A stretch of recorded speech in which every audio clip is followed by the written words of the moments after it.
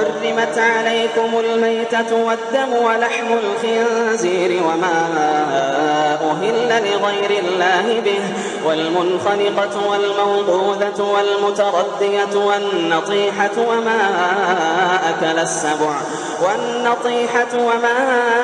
السبع إلا ما ذكيتم وما ذبح على النصب وأن تستقسموا بالأزلام ذلكم فسق.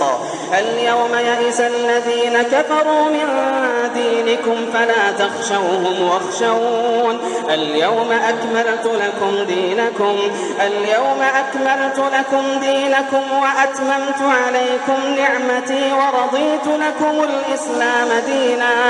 فمن اضطر في مخمصة غير متجانف لإثم فإن الله غفور رحيم.